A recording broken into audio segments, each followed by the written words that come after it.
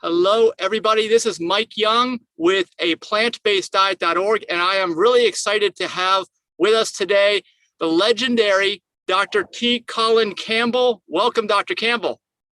Thank you. Your introduction is very kind. Yes, well, everything's about, I think, the food, and you are one of the, I say, if not the top expert in the area of nutrition. So, I'm very honored to be able to talk with you. And also even more excited to talk about your new book. And what I'd like to do for viewers out there, in case they're not aware, because there's always new people coming into this movement every day, I'd like to give a little background on you. That's okay. Sure.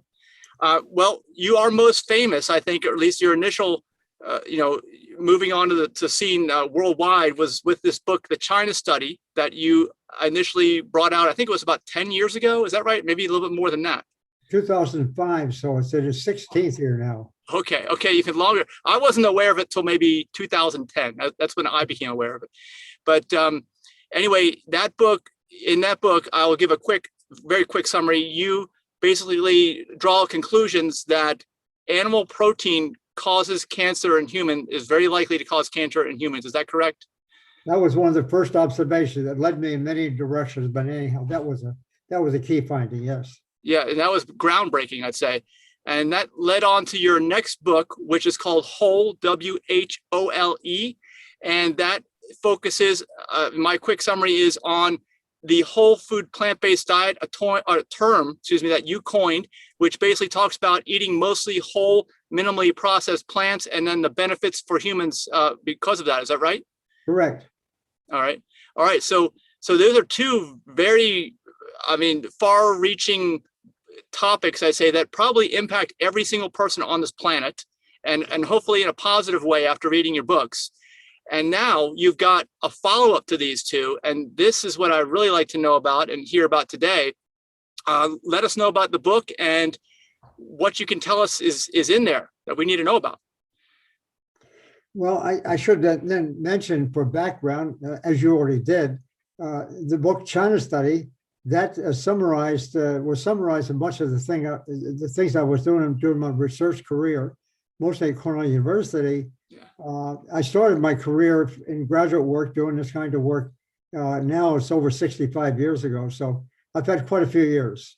Yes. So the China Study in 2005 was an attempt to simply explain for the public what I thought I learned. And I thought I learned some pretty exciting things. You did, yeah. And I might add, they were different than what I originally thought, because I came from a farm, milking cows, and so that wasn't exactly square with what I started off with. In any case, that was the China Study. Then the book Whole, which came out 8 years later, 2013, that was an attempt to sort of get a little bit more into the science. What does whole mean? Why plant-based kind of thing? Because my definition of nutrition, which is what this is about basically, my definition of nutrition is quite different than what was the typical belief at the time. So that's what the book Whole was about. How was it different? And especially defining the word whole. Then this third one is now the future of nutrition. There, I'm trying to summarize some other things that I did over the years, namely my involvement in policy development. I was very active in national and international food and policy development. I spent a lot of time around Washington and some other capitals, Beijing and London and so forth. I got pretty deeply involved in this question. And the reason I did in part was because what I was talking about all the way back to the 1970s when I started talking about it, I was getting into some trouble. What I was saying at the time was not very popular, and so I got a lot of pushback. I learned a lot from that. It wasn't a very nice experience on one hand, but on the other hand, it was a positive experience in my sense because I got to see what the system is like. True. Yeah. And why it's so difficult basically for this kind of information to come forth. So the president's book actually is defining, sort of reviewing to some extent the science, and talking the kind of mistakes we make when we do it the wrong way. And we make a lot of mistakes. Oh, yes. talking about the confusion that exists in society at large, and trying to understand something. Why is this so confusing? And Right. worse, why are there so many people so reluctant to even give this a chance? Okay, let me clarify something for the viewers. What you are looking for in all of your quests, I think, is really what is optimal. What's the optimal diet, the optimal nutrition for humans? Is that right? Exactly. Okay. That's the bottom line. Okay. So, like, when you say you're running into resistance, there are some people that don't necessarily want that message to get out to people. That's what you're finding, right? That's exactly right. I mean, Okay. the animal foods industry is not very happy. The dairy industry is not very happy. It's animal foods, of course. And so that's another story. I get into some of the history, why that angst and hypocrisy, in a sense, existed. Right. Right. Do you think it's something that is, I mean, I'm sure now, I haven't read the book yet, but I would love to read it. Can't wait to get my hands on a copy. But are you thinking that this is something that will be solved? I mean, I would love, just through our own organization, to get the majority of people out there really living their best lives. But I think we have a long, long way to go, right? And I think that's one of the reasons you wrote this book, correct? Yes, exactly. I mean, there's some things that are very profound in the way we think about nutrition, because fundamentally, that's the science that we're talking about here. Yeah. What is nutrition and how do we analyze it, and how do we interpret that in a sense? If I can just take a moment, nutrition traditionally through the years, and I get into the history going back to the late 1700s, by the way, but nutrition traditionally has been, for those of us in the science, and especially the way the public perceives it, the idea of food has to do with the nutrients in the food. Mm. And so nutrition has been a study of the nutrients one at a time. And unfortunately, that's the way it's been. And when we do it, and I would argue that's given us a lot of false information, and it's led to a lot of confusion when we do it that way. True. What my research began to show, and explain that, of course, in the book whole, is that when we take all these nutrients, I mean, food is not just a bag of nutrients, right? All acting in their own way, especially acting independently, if you will. Instead, all these nutrients in certain kinds of food, they all work together. They do all kinds of different things. I mean, it's countless things. But basically, it's an enormously complex web of mechanisms, and they all kind of feed together, produce the same result. And I find that idea spectacular. Yeah. So following along that thought, I would assume that you are one type of a person, and you please let me know how you feel about this, that doesn't think that you can just have a pill with all these nutrients in it and then take that. That's not going to replace food, right? Exactly. And we got some pretty good research on that, not just mine, but others. And this started way back in the late 1970s, early 80s, when there was an opportunity to see how beta carotene, which is the background for your picture here, by the way, beta carotene is the provitamin A. It's from plants, as you know. And beta carotene is an antioxidant. It's good. We want to have beta carotene. Yes. And in the late 70s, early 80s, there was a study that came out that showed that smokers, cigarette smokers, tobacco use, heavy smokers, that the more they smoked, the more the lung cancer they got, right? Right. But then it turned out that the higher the lung cancer, the lower was the level of beta carotene in the blood. That was pretty interesting. And we already knew that, we thought we knew that tobacco certainly causes lung cancer. Right. But here's something different. Beta carotene, when it started to go down in the blood, the risk of lung cancer went up. I said, what's this about?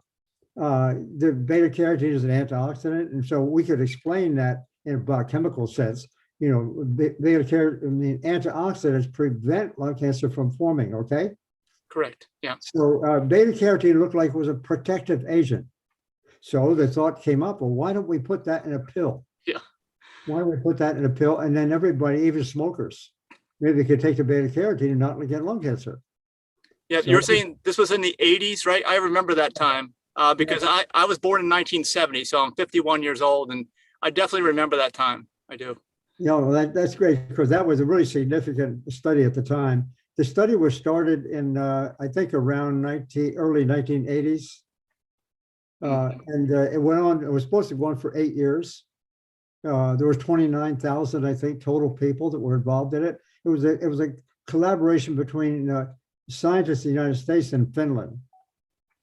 So in any case, they did this study. They started following these people, and they had all the right groups. This group take beta carotene, this one not, and so forth and so on. And then they had different levels of smoking intensity, so to speak, among the heavy smokers. It turned out they're the ones started getting lung cancer first compared to the others, obviously.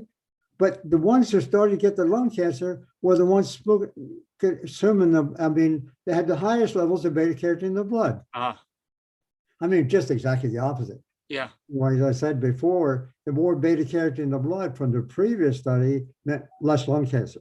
In this case, the more beta carotene being consumed, more lung cancer. What in the world's going on? This is crazy. So that threw a wrench into the whole system. And, so your current book that you have, this addresses these types of scientific studies in relation to nutrition. Is that right? Yes, and there's some really big ones, really bigger. They're bigger than the beta carotene story. One I might point out is cholesterol causes heart disease. No, it doesn't. Okay, yeah. Everybody believes that. Yes. Yeah, and it's a really fascinating story. Cholesterol, we don't want to consume cholesterol because it's from animal food only. Yes. So the amount of cholesterol we consume is an indication of a risk for, let's say, heart disease and cancer and so forth. It's certainly an indication because we're consuming more animal food on the one hand. On the other hand, the cholesterol itself is not the agent that causes the heart disease. What is? It's much more complex than that.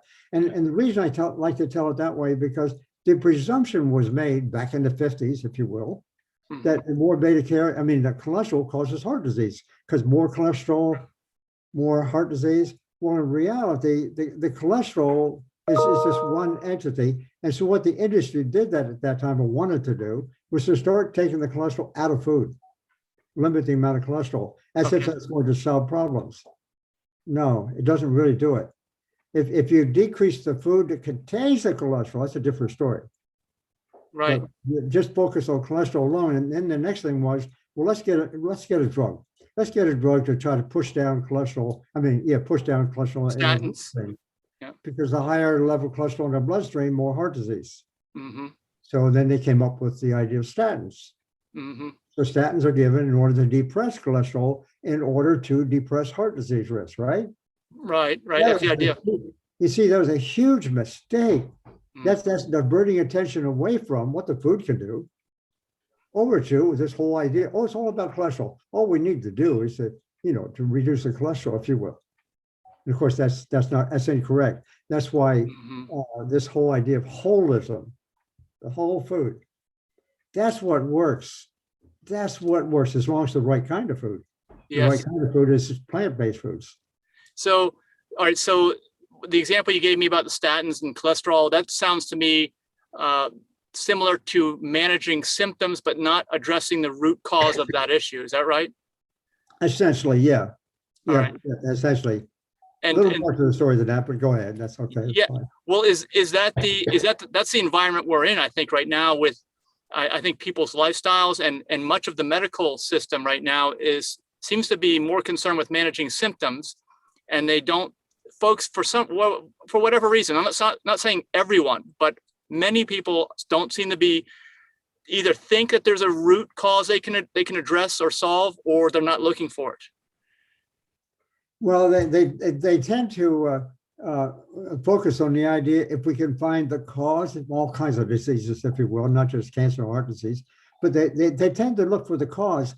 And what they tend to do is to look for a single agent, let's say a single nutrient, or a single non-nutrient, something in the food, one thing. We tend to want to focus our attention on trying to find that one thing. No, it doesn't work that way. So that gets into trouble. And I call that philosophy, if you will, of focusing on one thing at a time, reductionism. Yes, I know Actually, the opposite of holism. that's in your book Whole, right? You explain that That's concept, right. I think. That's right. That's right. Okay. And so we've kind of lost our way to a great extent and keep on focusing on one nutrient at a time. You know, how much is this fat? Well, which kind of fat? Well, what's kind of carbohydrate, or, you know, so forth and so on. Which nutrient? And that's not the way to go, because it causes enormous confusion.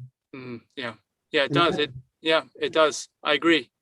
I have to tell you just one comment. Yes. When confusion is present in the public, it's an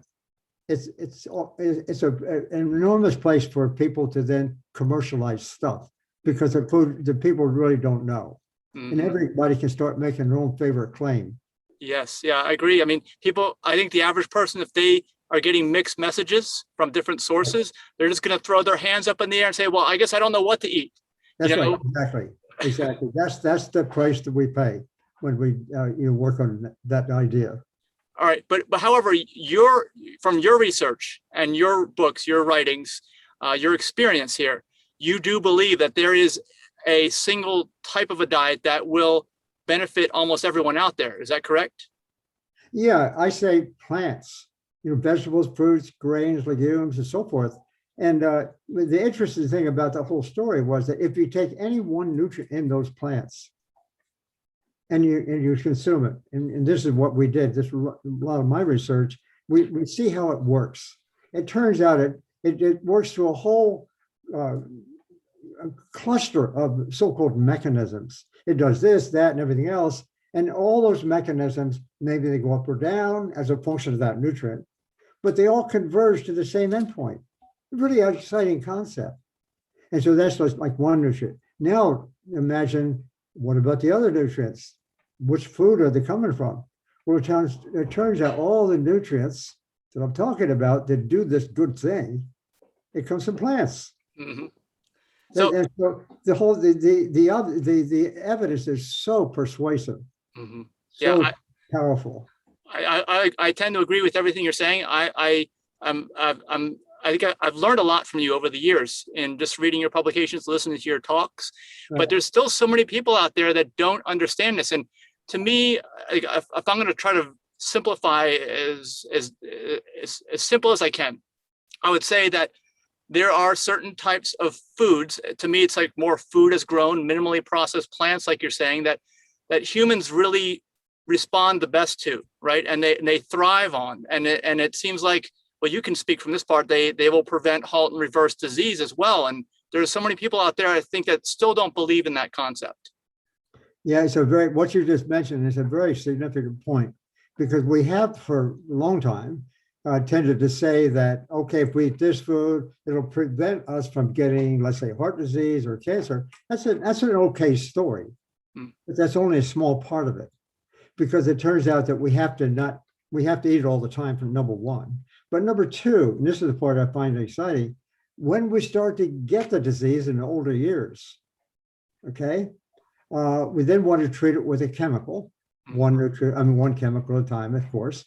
And what we have now learned, if we take this same diet that prevents us from getting the disease in the first place, if we start using that at the time we have some of these symptoms, let's say we've been diagnosed with heart disease, as my friend Dr. Esselton and Dr. Ornish showed, when we start getting the heart disease, for example, if we start eating this diet, it really acts amazingly fast, and it can be used as treatment. That's the really big idea. Yes. That's what you're referring to, that we can use this diet to start reversing diseases. Yeah, and when I try to explain this to folks, a lot of times I'll say, well, how fast? Because you just commented on how fast this can happen. I do believe it's very fast, as you mentioned, but how fast it happens in an individual is going to depend on how strict they are in terms of how they're sticking to this lifestyle of eating, this diet. Is that right? That's right. Well, incidentally, that's a very important point. It does, some parts of that thing work very fast within 24 to 1, 2, 3 days. I mean, for example, let's say you take people with a fairly high cholesterol level, and they're entertaining the idea of maybe using statins, if you will. If they change their diet, the cholesterol will drop a ton. maybe 10, 15, 20%, maybe 50 points, even up to 100 points, will drop within 2 or 3 days. That's how fast it works. So that's why I say using this kind of diet is a means of treatment. Yes. Yeah. You know, And of as a course, treatment, and without side effects. This is an amazing thing. well, I guess the one side effect might be is if they are on medication, their doctor needs to be watching them very closely, right? Because it's going to reverse. That's certainly true for diabetes. We have some real evidence on that. You know, diabetics, type 2 diabetics are taking some medication, you know, to push their sugar down. Well, if they all of a sudden then they start just using this diet, the dietary effect is so strong, it starts pushing down still further. And if you leave people with the drugs and the diet together, they can go into hypoglycemic shock. We don't want that. So the idea is to take them off the drugs, start the food.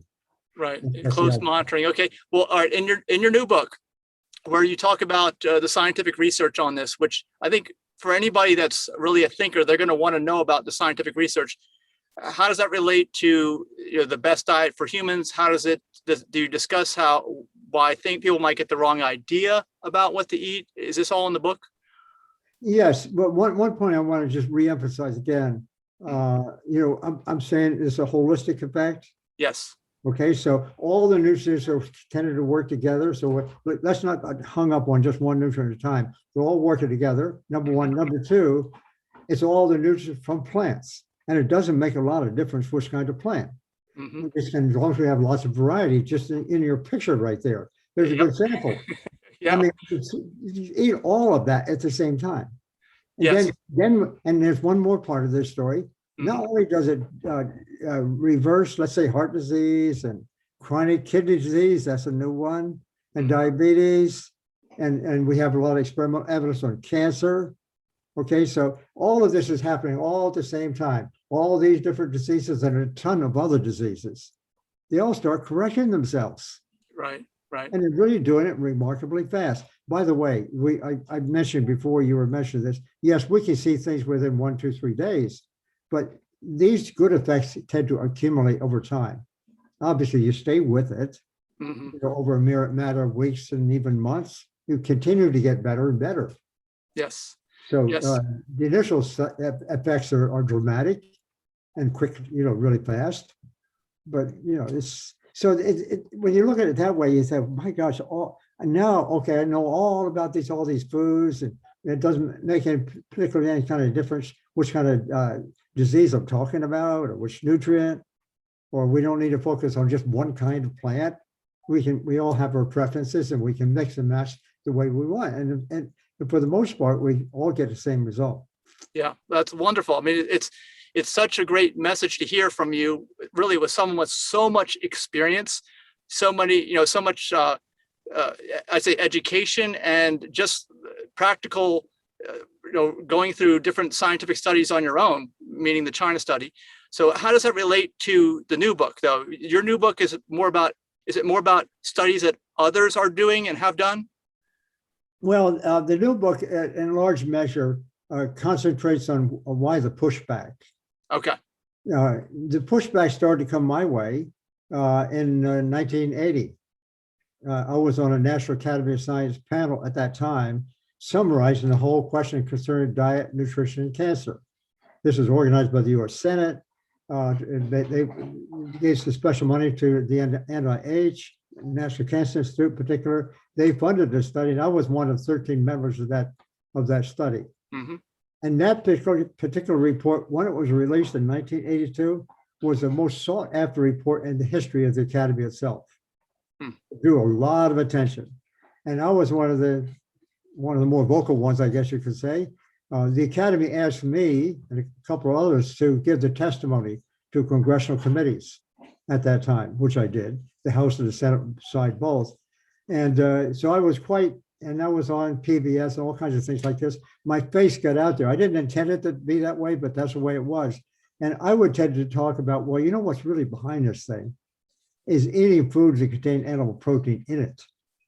That was something, according to the authorities, I should never have said. Right. I can imagine. So as a result, in fact, in my society, the professional society I was a member of, I had just been nominated to be the president of the executive council. And must tell you, as soon as they heard that, they got very upset, and then they held a hearing to throw me out of the society.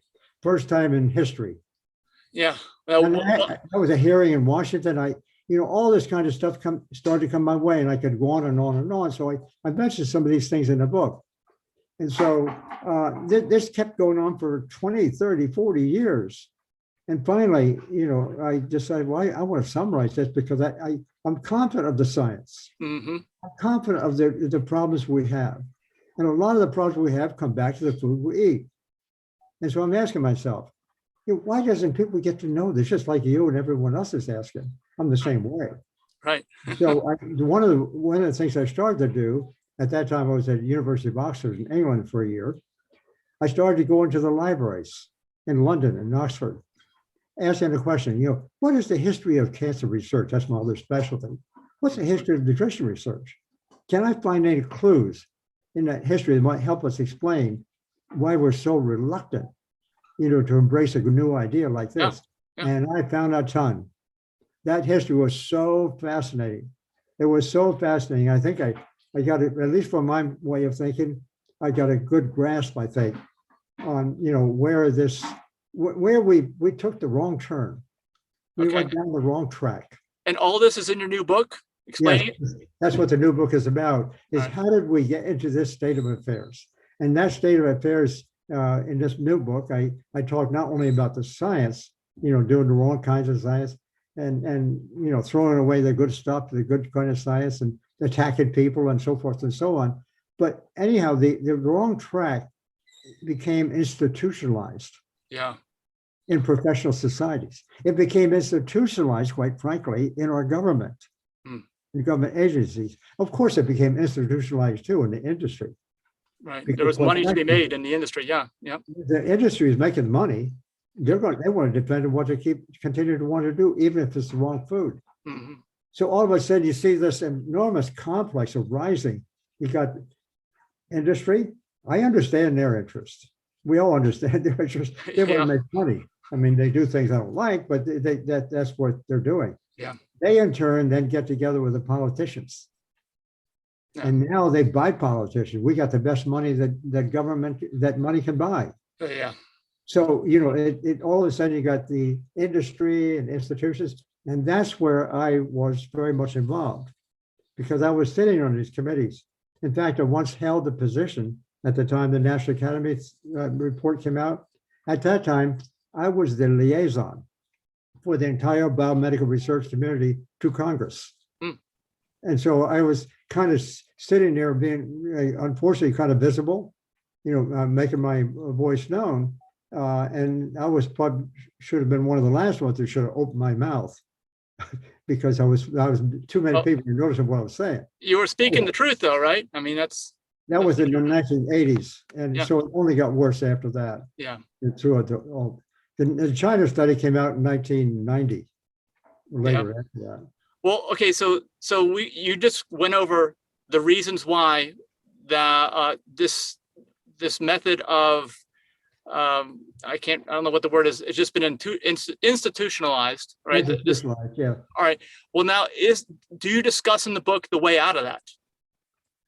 Yes, I've got some ideas. In theory, practice and theory sometimes don't match up. But in any case, I got some recommendations. Number one, doctors. They're principal workers on the front line with human health. Doctors need to be educated in nutrition when they're in medical schools. Number one, there's not a medical school in the United States that really teaches nutrition. That's sad. Yeah. It's said that 29%, the latest figures I've heard, 29% of the medical schools are offering are saying their students got 25 hours of credit in nutrition before they came. Only 29% even got that much, and it's the wrong kind of nutrition, by the way. Yeah, what are they teaching exactly? I wonder. Doctors are not trained in this. They're not educated because their whole discipline is reductionist. Yes. Nutrition is holistic. You see, if doctors start getting trained in this kind of thing, it kind of pulls out the rug from what they're otherwise doing. Yes, yes. I've seen some. Yeah, I've seen some doctors that have, I don't know, seen the light, and then they question what they're doing because they question the That's right. system, you know? Exactly. So doctors aren't trained. That's number one. Number two, we need to find ways, and this really would be really important. We need to find ways for doctors who become informed about this and get interested in it. They've got to be reimbursed for their services. Yeah. And unfortunately, doctors are reimbursed according to so-called medical specialties. You know, they can check off all the boxes with a patient. Okay, I did this, I did this, and they get their reimbursement from insurance companies and so forth.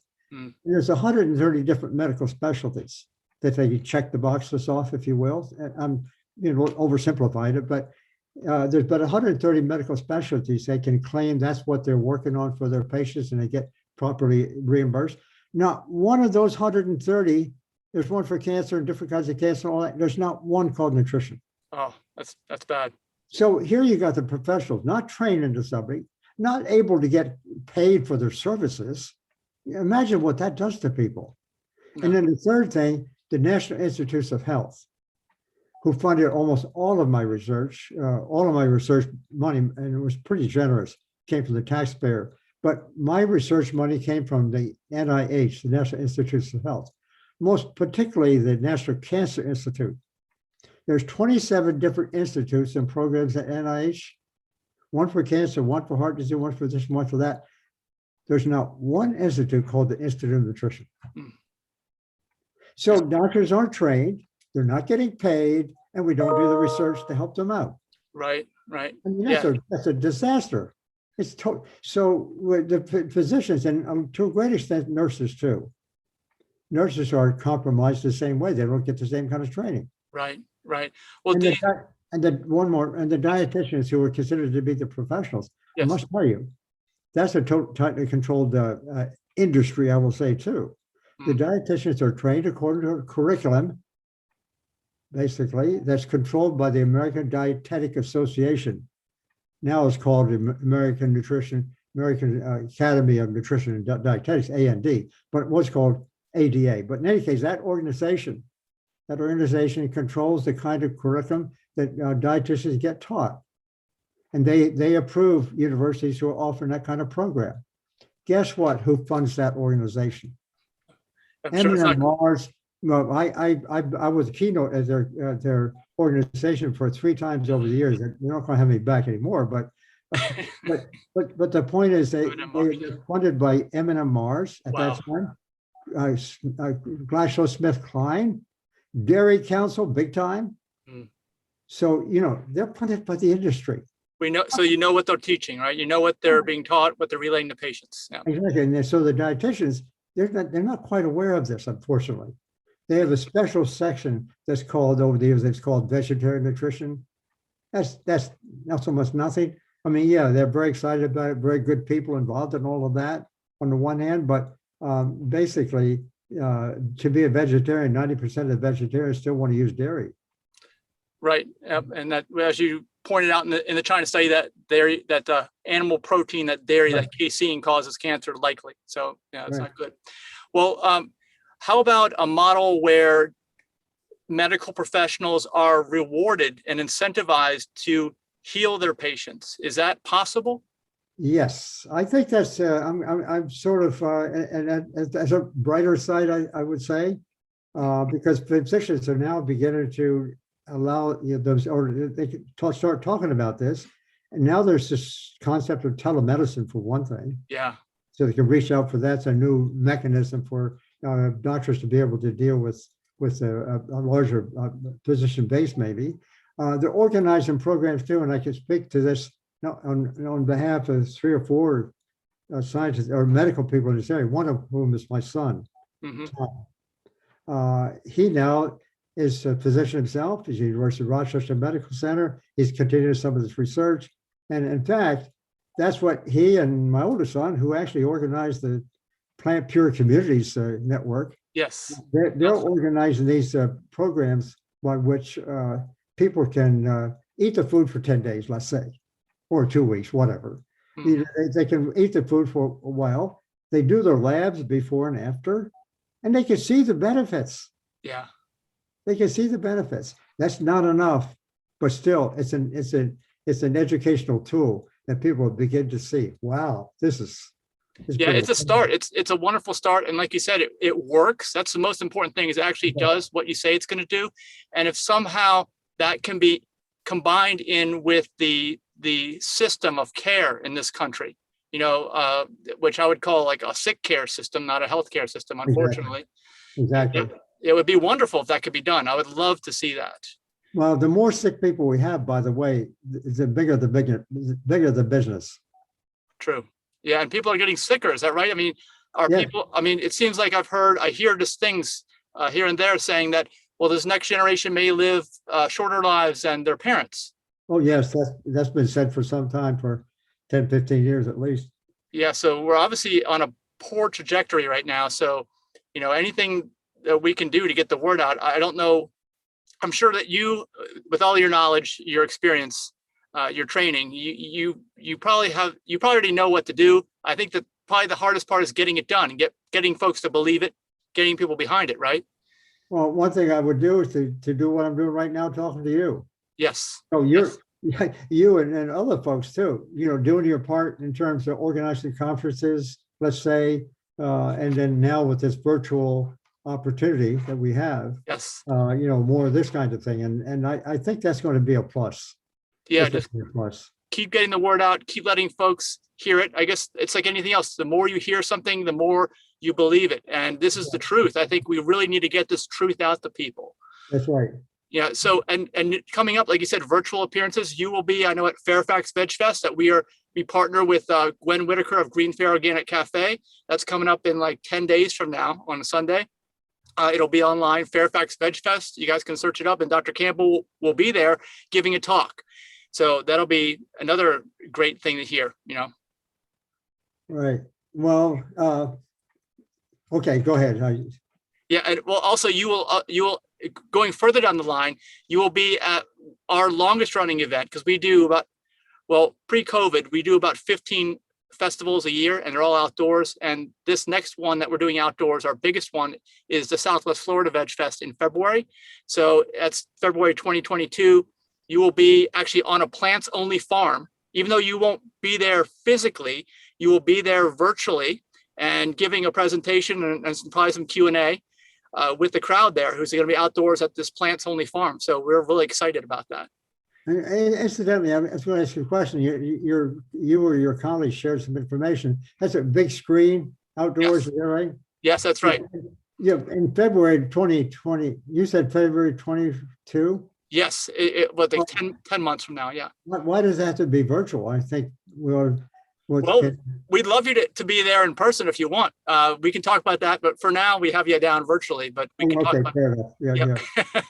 Yeah, so because that is our biggest event. Like I said, we're changing that. Just like you've said here, the key to all of this lifestyle is eating the right plants, eating the combination, the well-balanced menu and of plants on a daily basis. So we figure, why not go straight to the source where they're growing them, and we'll have our fun, have our festival and education right there. That's right. And there's some of that's really starting up right now. Farms devoting their enterprise, to the production of this kind of food and promoting health at the same time. Great idea. Okay. Yeah, so we're excited about that. Tell folks before we end this interview, where can they obtain a copy of your book? Where is it sold? Well, it's being sold on Amazon. It's the best place to get it. Okay. But also, can I mention one more thing? Yes. I want to mention our nonprofit, which has been very successful. Another way to get the word out. Mm-hmm. It's now at Cornell University. It's an online course in plant-based nutrition. It's been going on for, 8, 9 years, I guess. We've had a lot of success with that. Very excited about it. That's your course, right? Yeah, it's called Plant-Based Nutrition, or they put it in my name, T. Colin Campbell, Center for Nutrition Studies. Yeah, okay. Yeah. Center for nutritionstudies.org. All right, well, in closing here, everybody look out for the book. What is the name of the book again? The Future of Nutrition. The Future of Nutrition. Okay, you got a copy so we can see what the cover looks like? Yeah, this is what it looks like here. Do you see that? Yes, we can see it. I can see it. So that's wonderful. Folks, look for that on Amazon. I'm going to get myself a copy. And, Dr. Campbell, I just want to thank you for all of your work over the years, even though there have been some, and then sometimes, some cases, many people that have not appreciated your work and been, I think, probably a combination of scared of it and upset to hear what you said. Thank you for telling the truth to people and, getting the word out there regardless of what others might say. Yeah, well, we get healthy. That's the bottom line. Yep, that's and our right. planet, by the way, our planet is going to be healthier too when we do that. Exactly. And I say that you are a prime example of even what you're talking about, because I believe you're 87 years young. Is that right? Yes, I am. Okay. And you're still completely lucid, and you're as smart, or if not smarter than ever. So I think that in itself is a testimony to this lifestyle. Yeah, thank you very much. Yeah, well, thank you. And we will look forward to seeing you at Fairfax Veg Fest virtual, and also Southwest Florida Veg Fest soon. Thank you. Good. Thank you very much. Really appreciate the opportunity. You're welcome.